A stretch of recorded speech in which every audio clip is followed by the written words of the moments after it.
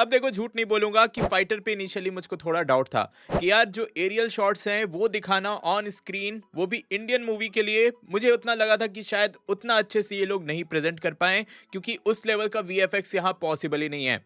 लेकिन मैं खुश हूँ कि मैं गलत प्रूव हुआ, एंड फाइनली किसी ने तो प्रूव करके दिखा दिया कि हाँ, यहाँ के वीएफएक्स में भी दम है और ये लोग भी ऐसा कर सकते हैं। पर्सनली मेरे लिए दे नेल्ड इट। वीएफएक्स से मेरे जीरो कंप्लेंट्स हैं। अगर चाहोगे तो हाँ, एक दो जगह कमी निकाल सकते हो, लेकिन ओवरऑल जितने भी शॉट्स हैं, स्पेशली एरियल जो शॉट्स हैं, फाइटर जेट्स के शॉट्स हैं, वो परफेक्ट हैं। और उन शॉट्स में जैसी सिनेमैटोग्राफी दी गई है वो गूज बम्स वाले मोमेंट्स फॉर श्योर आपको देगी ही। देन ऐसी मूवीज का सबसे इंपॉर्टेंट एक एंगल होता है डॉग फाइट्स का। आप जानते ही होगे, मतलब एक फाइटर प्लेन जो दूसरे फाइटर प्लेन को चेस कर रही होती है उसी को डॉग फाइट बोलते हैं। तो हाँ, उस एंगल को भी मूवी में बहुत ही अच्छे से दिखाया गया है और बहुत ही अच्छे से वहां पे एज ऑफ द मोमेंट वाली फीलिंग आपको आती है। और ऐसा नहीं है कि तेजस के जैसा जहां भी एरियल शॉट्स हैं वहां क्लोज कैमरा कर दिया गया, बस चेहरा दिखाया जा रहा है, फाइटर जेट को दिखाया नहीं जा रहा, बल्कि यहाँ प्रॉपर वाइड एंगल शॉट्स को भी वहां यूज किया गया है, क्लोज कैमरा भी यूज किया गया इमोशन दिखाने के लिए। मतलब वहां पे जितना परफेक्ट ये लोग दिखा सकते थे उतना इन्होंने दिखाया। एक तरह से कह सकते हो कि इन्होंने बजट में अपनी प्रायोरिटी सेट कर रखी थी कि फाइटर जेट वाली मूवी है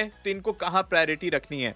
तो हाँ, जितने भी फाइटर जेट्स वाले सीन हैं वो क्लोज टू परफेक्ट हैं। और एक तरह से सबको सीखना चाहिए कि बजट की प्रायोरिटी कैसे की जाए और कैसे एफिशिएंटली अपने पूरे बजट को यूज किया जाए। क्योंकि इनिशियली बहुत लोग थे जो इसको टॉप गन से कंपेयर कर रहे थे, लेकिन वो लोग ये रियलाइज नहीं कर रहे थे कि भाई जितने पैसे टॉम क्रूज लेता है, मतलब वो अकेला बंदा जितने पैसे लेता है उतने में ये पूरी मूवी बनी है। तो हाँ, उस वे में मैं कहूंगा कि ये मूवी परफेक्ट है। अब मूवी की स्टोरी पे आए तो बेसिक प्लॉट जो है वो तो सबको पता ही होगा। Obviously movie based on Pulwama है एंड उसी को ड्रामेटाइज करके मूवी में दिखाया गया है और बहुत ही अच्छे से दिखाया गया है। मतलब जिस तरह के इमोशंस उस टाइम हर इंडियन के मन में था, वही इमोशन इन्होंने स्क्रीन पे बहुत अच्छे से प्रेजेंट किया है और आप वो इमोशन फिर से फील कर पाओगे। मतलब वो जो उस टाइम पूरे इमोशंस थे उसको बहुत ही अच्छे से कैप्चर किया गया है। एंड एज एक्सपेक्टेड जो ट्रेलर से पता चला था कि हाँ, यहाँ पैट्रियोटिज्म भर भर के है, इमोशंस भर भर के हैं। देन जिस तरह से यहाँ जो लीड कैरेक्टर्स हैं उनके बीच की केमिस्ट्री को क्रिएट किया गया, उनका कैरेक्टर डेवलपमेंट किया गया, वो पर्सनली मुझे बहुत अच्छा लगा। एंड एयरफोर्स को जिस तरह से प्रेजेंट किया गया है वो प्रेजेंटेशन भी मुझे बहुत अच्छी लगी। हाँ, जो पूरा फर्स्ट हाफ है वो पूरी तरह से मूवी को सेटअप करने में चला जाता है। आप कैरेक्टर को जानते हो, कैरेक्टर की बैक स्टोरी थोड़ी सी समझते हो, कैरेक्टर से थोड़े कनेक्ट हो जाते हो। हाँ, उस कनेक्शन में यह पता चल जाता है कि कौन सा कैरेक्टर जिएगा, कौन सा कैरेक्टर मरेगा, किसके साथ क्या होने वाला है, ये आइडिया लग जाता है। हाँ, फर्स्ट हाफ का मैं ये भी पॉइंट आउट करना चाहूंगा कि जिस तरह से दीपिका पादुकोण की एंट्री हुई एंड अबव दैट जिस तरह से ऋतिक रोशन की एंट्री हुई एंड उसके बाद उसको थोड़ी देर बाद इंट्रोड्यूस किया गया, वो भी बहुत ही ऑसम मोमेंट था। पूरा थिएटर हूटिंग कर रहा था और इंटरवल से जस्ट पहले एक पीक वाला मोमेंट देकर इंटरवल दिया गया। तो हाँ, वो सब जो है वो एड अप हो जाता है और हाइप क्रिएट हो जाती है सेकंड हाफ के लिए। लेकिन जो मैं कहूंगा कि सेकंड हाफ जो स्टार्ट होता है वो कुछ लोगों को पेसिंग का इशू दे सकता है, मतलब स्लो लग सकती है। एंड स्पेशली ये सिर्फ उन लोगों को फील होगा जो बस मास मोमेंट के लिए मूवी देख रहे हैं।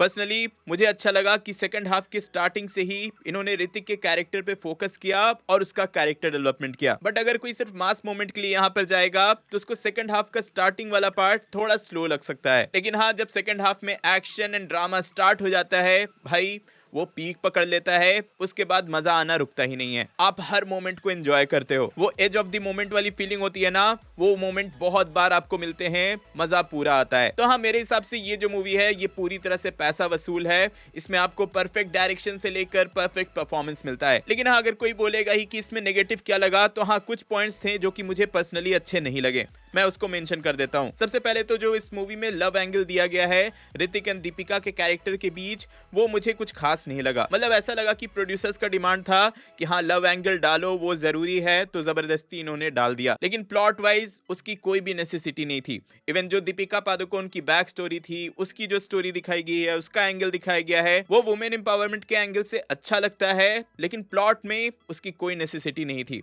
वो बिना दिखाए भी स्टोरी को बहुत अच्छे से मूव ऑन कर सकते थे। तो हाँ, ये दो चीजें मुझे अननेसेसरी लगी। अगर ये नहीं भी होता तो हो सकता है मूवी का रन टाइम भी कम हो जाता और पेसिंग और अच्छी हो जाती। अगर आपने भी ऐसा फील किया तो कमेंट में जरूर बताना। और हाँ, मैं सॉन्ग्स के बारे में बात करना भूल ही गया क्योंकि वो यहाँ जरूरी है। अब इनिशियली जब इस मूवी को प्रमोट किया जा रहा था तो बहुत सारे ऐसे म्यूजिक वीडियोस आए थे जिसको देखकर मैं भी डाउट में आ गया था कि भाई एयरफोर्स की मूवी में ऐसे सीक्वेंस कैसे डालेंगे, वो भी पुलवामा अटैक जैसे सीरियस टॉपिक वाले मूवी पे ऐसे म्यूजिक वीडियो सेटल भी नहीं कर पाएंगे। तो हाँ, गुड थिंग इसकी उन उन म्यूजिक वीडियोस को, उन सॉन्ग्स को मूवी में यूज ही नहीं किया गया है। आई गेस वो बस प्रमोशन के लिए इन्होंने बनाया था। हाँ, डांस सीक्वेंस के नाम पर बस एक सॉन्ग यूज किया गया है, शेर खुल गए, जो कि मुझे ठीक ठाक लगा, उतना वहां पे जरूरी फील नहीं हो रहा था। उससे सडनली फील हुआ कि टोन शिफ्ट हो गई मूवी की। लेकिन हाँ, जो बाकी सॉन्ग्स थे वो बैकग्राउंड में यूज किया गया है किसी सीन पे इम्पैक्ट बढ़ाने के लिए। स्पेशली हीर आसमानी जो एक सॉन्ग था वो मुझे काफी अच्छा लगा उस मोमेंट पे, एंड एक इमोशनल सीन पे एक बैकग्राउंड सॉन्ग चल रहा था, वो भी काफी इम्पैक्टफुल है। बाकी जो लोगों को लग रहा था कि ये आपत्तिजनक सॉन्ग्स कहाँ यूज करेंगे, तो हाँ, उन सॉन्ग्स का यूज ही नहीं किया गया, which is a very good thing. ऐसे सीरियस टॉपिक वाले मूवी में ये सही में सूट भी नहीं करता। ओवरऑल मूवी बहुत अच्छी है, बहुत ही एंटरटेनिंग है, थ्रू आउट एंजॉय करते हो, और एंडिंग इतनी अच्छी है कि आप अच्छा एक्सपीरियंस करके बाहर निकलते हो। अगर आपने ये मूवी देख ली है तो आपको कैसी लगी कमेंट में जरूर बताना। मुझे तो ये मूवी फैंटास्टिक लगी। अगर आपको मेरा रिव्यू पसंद आया तो लाइक करना, शेयर करना। मैं आपको मिलता हूँ फिर से किसी और रिव्यू में। टिल देन बी देसी, बी नर्ड।